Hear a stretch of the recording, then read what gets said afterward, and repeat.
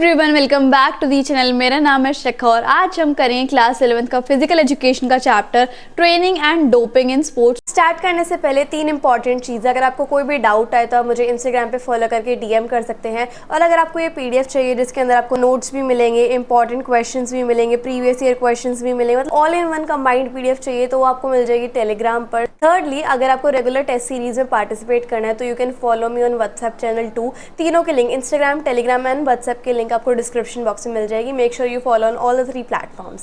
बहुत इजी सा छोटा सा चैप्टर है, बिना किसी देरी के स्टार्ट करेंगे।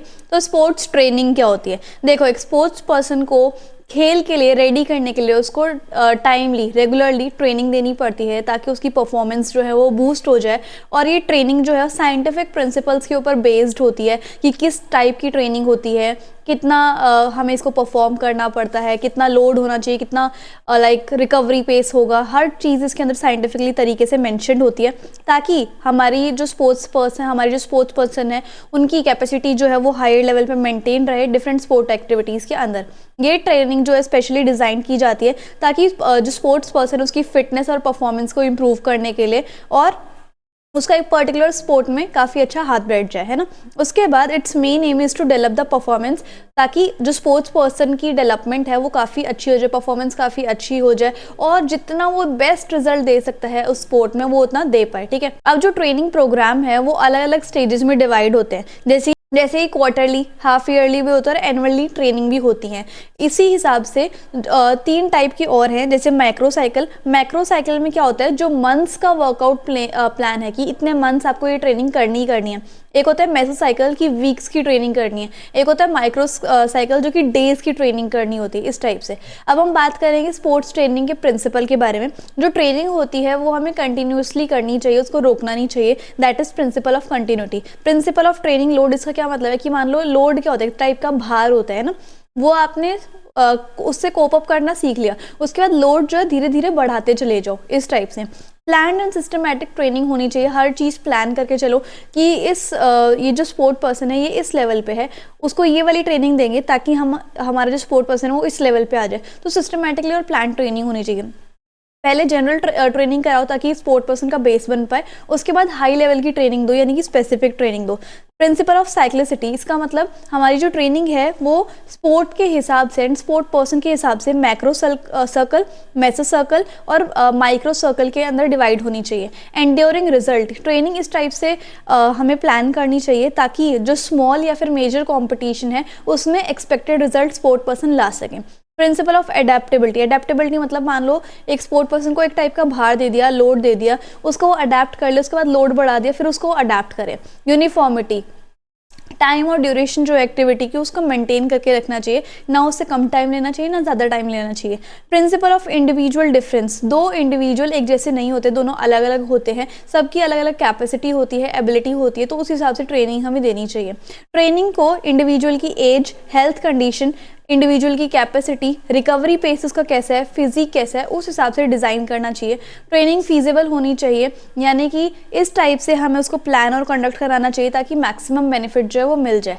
अब हम बात करेंगे वार्मिंग अप क्या होती है और लिम्बरिंग डाउन क्या होता है। आपने देखा होगा कोई भी स्पोर्ट पर्सन कोई एक्टिविटी परफॉर्म करने से पहले खुद को थोड़ा वार्म अप कर लेता है, अपने शरीर को थोड़ा वार्म अप करता है ताकि वो उस एक्टिविटी को कर पाए, है ना। आपने ओलंपिक्स देखे होंगे टीवी में, जैसे एक वेट लिफ्टर है तो वो पहले थोड़ा वार्म अप करता है अपनी बॉडी को हल्का सा जॉग करके, ताकि वो अपने स्ट्रेस को कोप अप कर पाए और उसकी बॉडी जो है वो थोड़ी सी वार्म अप हो जाए ताकि वो क्या कर सके, उस चीज़ को कर पाए, अपनी स्पोर्ट एक्टिविटी को कर पाए। तो ये जो है बॉडी को हीट करना होता है मेन एक्टिविटी को करने से पहले, है ना। इसके अंदर कुछ एक्सरसाइज होती है, कुछ बॉडी की मूवमेंट होती है, और ये जो मूवमेंट है अगर हम करते हैं तो हमारा जो है एक्टिविटी का स्ट्रेस लेवल हम उसको बियर कर सकते हैं। तो ये जो बॉडी का टेम्परेचर है वार्मिंग अप वो थोड़ा बढ़ा देती है ताकि हम जो है अच्छे से एक्यूरेटली रिस्पॉन्स कर पाए, मेंटली भी एंड फिजिकली भी, है ना। अब वार्मिंग अप जो है वो 2 टाइप से होती है, पैसिव और एक्टिव, ठीक है।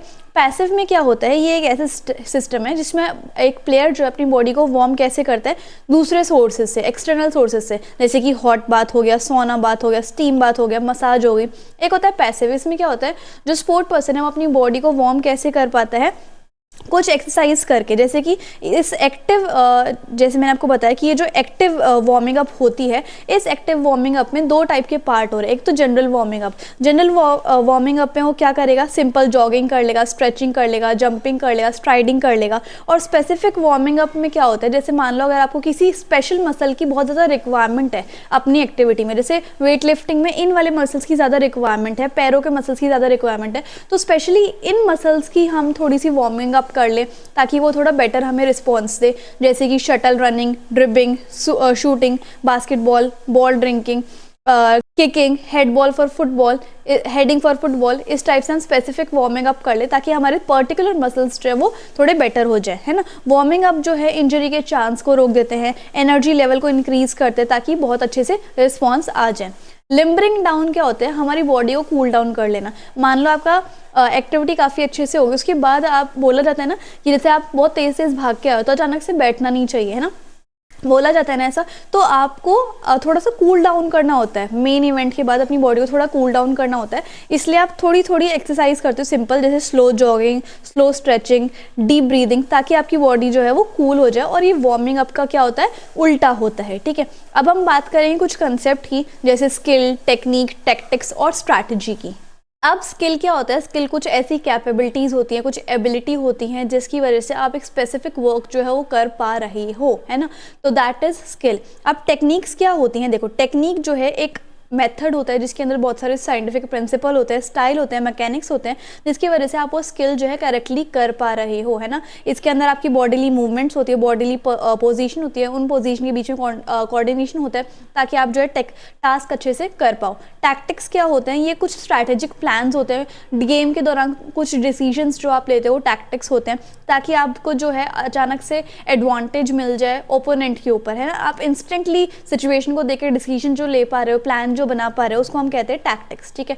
और स्ट्रैटेजी क्या होती है, ये लॉन्ग टर्म प्लान्स होते हैं, ठीक है, जिससे कि आप जो है एक परफेक्टली अपने गोल्स एंड ऑब्जेक्टिव्स को अचीव कर पाओ, है ना, अपने इन्वायरमेंट को समझ पाओ, डिसीजन ले पाओ कि कैसे उन गोल्स को आप अचीव कर सकते हो, ठीक है। अब हम बात करेंगे डोपिंग की। डोपिंग जो है उसमें क्या होता है, एथलीट्स जो होते हैं या फिर जो परफॉर्मेंस करने वाले लोग होते हैं, लाइक डोपिंग क्या होता है, जिसमें एथलीट्स की परफॉर्मेंस को इम्प्रूव करने के लिए, वो भी स्पोर्ट्स के अंदर, ड्रग्स का यूज़ होता है। ये जो है बेसिकली प्रोहिबिटेड है हमारे स्पोर्ट्स के फील्ड में। और ये किसने प्रोहिबिट किया है, इंटरनेशनल ओलंपिक कमेटी ने, कि ड्रग्स का यूज़ नहीं होना चाहिए, फ्री एंड क्लीन स्पोर्ट होना चाहिए सबके लिए, ठीक है, क्योंकि इन ड्रग्स से बहुत ज़्यादा हेल्थ रिस्क होता है और दूसरे एथलीट्स जो कि बिना ड्रग्स के आए हैं उनको एक फेयर चांस नहीं मिल पाता, ठीक है। अगर ये बैन हो जाते तो सबको इक्वल अपॉर्चुनिटी एंड चांस मिलता है। डोपिंग मेथड से एथलीट की हेल्थ खराब हो जाती है और ये डेंजरस भी हो सकते हैं, है ना। डोपिंग जो है स्पोर्ट्स में लाइक कंपटीशन वाले दिन ली जा सकती है या फिर ट्रेनिंग के दौरान भी ली जा सकती है। अब इसके डिसएडवांटेज क्या है, जैसे कि प्रोमिनेंट ब्रेस्ट हो जाती है, श्रंकन टेस्टिकल्स हो जाते हैं, इनफर्टिलिटी हो सकती हैं, या फिर प्रोस्टेट ग्लैंड की एनलार्जमेंट हो सकती है, वुमेन के अंदर जो उनकी वॉइस है वो इरिवर्सिबल हो सकती है, क्लाइटोरिस जो है वो एनलार्ज हो सकता है, इंक्रीज बॉडी हेयर हो सकती है, बैल्डनेस हो सकता है, और जो मेंस्ट्रुअल साइकिल है वो इनफ्रीक्वेंट हो सकते हैं। और मेन एंड वुमेन जो है वो दोनों एक्सपीरियंस क्या करते हैं, जैसे बहुत ज़्यादा एक्ने होने लग जाते हैं और टेंडन रप्चर्ड हो जाता है, जो आपके टेंडन्स होते हैं बॉडी के अंदर जो कि मसल्स को और बोन्स को ज्वाइन करते हैं, वो रप्चर हो सकते हैं, ट्यूमर्स हो सकते हैं, लो फर्टिलिटी हो सकती है, कोलेस्ट्रॉल बढ़ सकता है, ठीक है। और उसके बाद हाई ब्लड प्रेशर रहने लग सकता है, ब्लड सर्कुलेशन प्रॉब्लम होने लग सकती हैं, और बिहेवियर अजीब हो जाता है, psychiatric disorder, drug independence, HIV हो सकती है, और अजीब सी ग्रोथ एंड डेवलपमेंट होने लग जाती है। अब हम बात करेंगे ट्रेनिंग लोड के बारे में, ओवरलोड, एडेप्टेशन एंड रिकवरी के बारे में।